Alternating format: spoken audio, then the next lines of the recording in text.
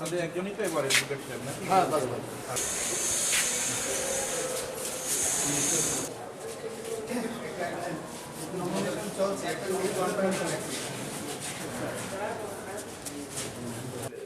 আপনার বসুন। হ্যাঁ হ্যাঁ।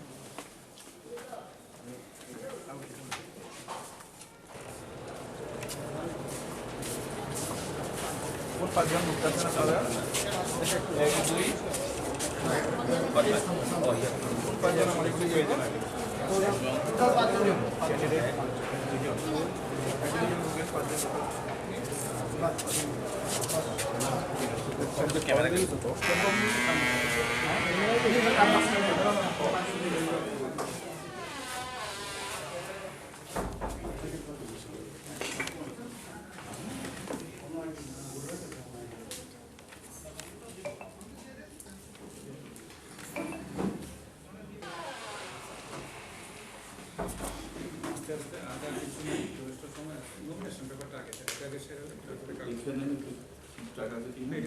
সব ঠিক আছে একটা করে দেখতে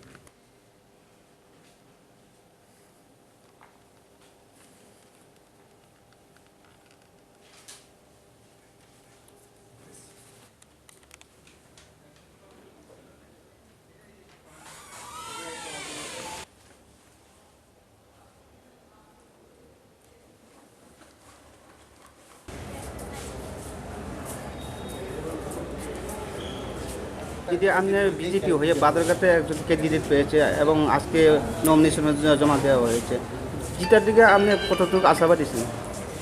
আমি হ্যাঁ, 100%। 100%। তার চেয়ে বেশি যদি হয় হবে। জনগণ মানে কি কাজ দেখে আপনাকে ভোট দিয়ে জিতাবে? দেখুন, আমার বড় ভাই 5 বার এমএলএ ছিলেন, আর ওনার জনপ্রিয়তা সারা ত্রিপুরাবাসী জানে, বাদারঘাট কেন সারা ত্রিপুরাবাসী জানে। হ্যাঁ, আর এখানে আমি 1 বছর যাবৎ কর্পোরেটর ছিলাম। ওই কাজগুলি দেখে ওরা আমার ভারতীয় জনতা দল আমাকে এখানে নমিনেশন করেছে। সামনে জিতার পর এমএলএ বা মিনিস্টার হতে পারে, তো কি কাজ দিয়ে জনগণকে খুশি করবে?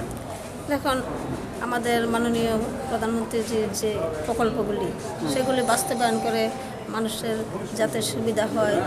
আমাদের বাদারঘাট এরিয়াটাই পুরো স্লাম এরিয়া, সেখানে বহুত কাজ আছে, ওগুলি করতে পারলে জনসাধারণ খুশি হবে। আর 1 বছর আমি এখানে যে কর্পোরেটর ছিলাম তাতে জনগণ খুবই খুশি। এবং আমাদের মুখ্যমন্ত্রী সাহেব কালকে একটা বক্তৃতায় বলেছেন যে আমার কাজ দেখে বাদারঘাটবাসী খুশি। বাদারঘাট বলতে আমি 47 ওয়ার্ডের কর্পোরেটর, তারা খুশি। সামনে ইলেকশনের জন্য আপনি জনগণ কি মেসেজ করবেন? জনগণকে দেখুন, আমি যখন এখানে প্রার্থী আমার ডিক্লেয়ার হয়েছে, জনগণকে আমার কিছু বলতে হয়নি, ওরাই চলে এসেছে, কোনো লোক বসে নেই, আর সবাই এসছে। আর তাতে আমি বুঝি যে আমি এখান থেকে কত ভোটের ব্যবধানে জয়ী হব।